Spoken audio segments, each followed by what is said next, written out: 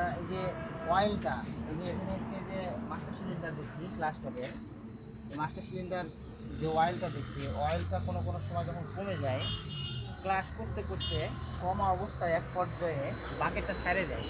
ঠিক আছে, ছেড়ে দেওয়ার পরে পুনরায় কিছু সময় গাড়ি থামিয়ে মাস্টার সিলিন্ডার খুলে দেখলাম যে অয়েলটা কিন্তু এখানে কম ছিল। হ্যাঁ, আমরা তো দিয়ে নিলাম, এখন এটা পরিপূর্ণ। তার মানে অয়েল যদি কম থাকে ক্লাসটা হতে চায় না। যেহেতু হাইড্রোলিক সিস্টেম, ক্লাস ছাড়া কিন্তু গিয়ার কোনো ক্রমে লাগবে না।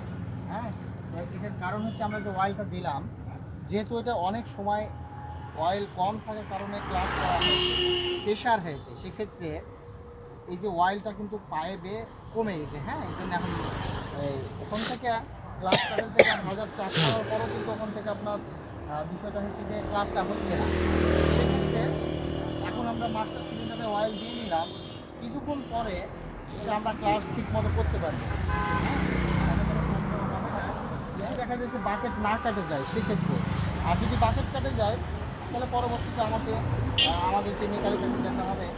বাকেট দুই বিশিষ্ট থাকে, সেটা হচ্ছে একটা ইঞ্জিন হেডের সঙ্গে সংযোজন বাকেট থাকে, এবং দ্বিতীয়টা হচ্ছে যেখানে পাদানি আছে, যেটা ক্লাস প্যাডেল পায়ে কাজ করে, ওখানে ওই মাস্টার সিলিন্ডারের সঙ্গে ওটা অ্যাক্টিভেটেড একটা আছে, সিলিন্ডার আছে, ওর মধ্যে বাকেট লাগানো আছে। হ্যাঁ, দুইটা বাকেট, মানে দুটো 4টা বিশিষ্ট বাকেট থাকে। তো বাকেটগুলো পুনরায় চেঞ্জ করে করতে হতে পারে আমাদেরকে।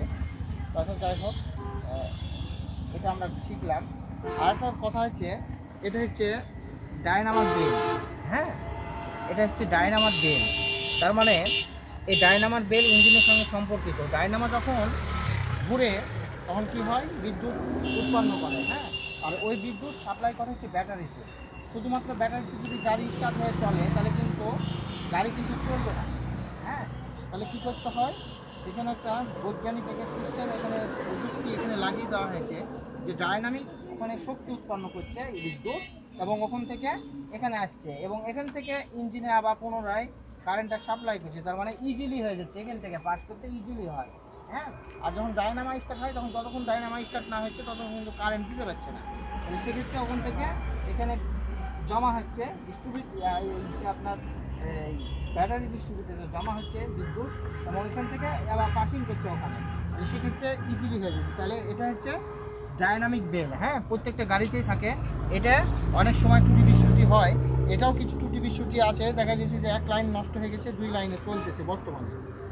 তো আরেকটা কথা হচ্ছে, এর মধ্যে আছে এয়ার ফিল্টার সিলিন্ডার। হ্যাঁ, এয়ার ফিল্টার সিলিন্ডার কাজ হচ্ছে ইঞ্জিনে যে অক্সিজেন গ্রহণ করে। হ্যাঁ, ইঞ্জিনের অক্সিজেন গ্রহণ করা এবং স্বচ্ছ বাতাস এর মধ্যে শোষণ করে। ঠিক আছে, যেমন খুলে দেখায়।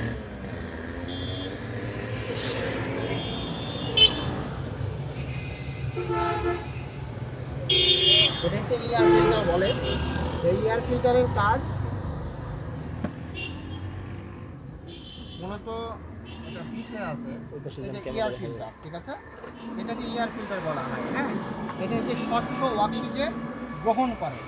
ঠিক আছে, কি স্বচ্ছ অক্সিজেন গ্রহণ করে এবং জানে এ পাশ দিয়ে টানতেছে, যেমন আমরা শ্বাস দিয়ে অক্সিজেন নিই, ইঞ্জিনও অক্সিজেন নেয়। হ্যাঁ, তো এটা হচ্ছে স্বচ্ছ অক্সিজেন নেয়, সে কারণে এটাকে কী বলা হয়, এয়ার ফিল্টার বলা হয়। ঠিক আছে, এটা অনেক সময় ধুলাবালি হয়ে যায়, ধুলাবালিটা প্রচুর ধুলা, প্রচুর ধুলা, এবং এটাকে চেঞ্জ করে দিলে তার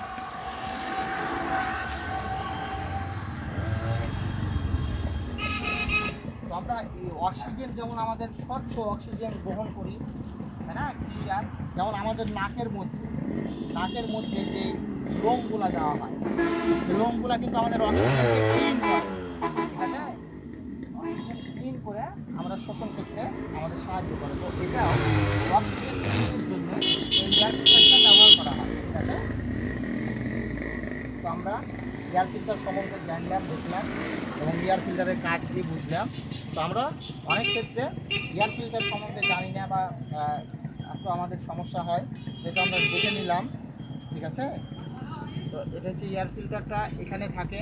কোনো কোনো ক্ষেত্রে ইঞ্জিনের নিচে বাস্কেটের মতো 4 কোনা জায়গা থাকে, এখনকার যেসব গাড়ি ঘোড়া সিস্টেম, এপাশে একটা বাস্কেটের মতো থাকে, এটা 4 কোণা থাকে, ঠিক আছে। যেহেতু এটা আগের ইঞ্জিন, তো এই বিশিষ্ট ইঞ্জিনে এরকমই থাকে, সেক্ষেত্রে আমরা দেখে নিলাম। এবং এসি ফিল্টার থাকে, আর একটা হচ্ছে এসি ফিল্টার থাকে ওই পাশে, বুঝতে পেরেছেন। এসি ফিল্টারটা দেখিয়ে দিই, যেহেতু ওটা খোলা সম্ভব না, ওটা একটু পুরোনো গাড়ি, তো ওটা মানে কোনো রকম লাগানো আছে, ঠিক আছে।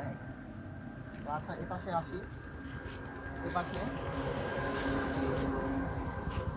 এই যে এসি ফিল্টার এখানে থাকে, ঠিক আছে। এসি ফিল্টারটা এর নিচে থাকে, ড্যাশবোর্ডের নিচে, বুঝতে পারছেন।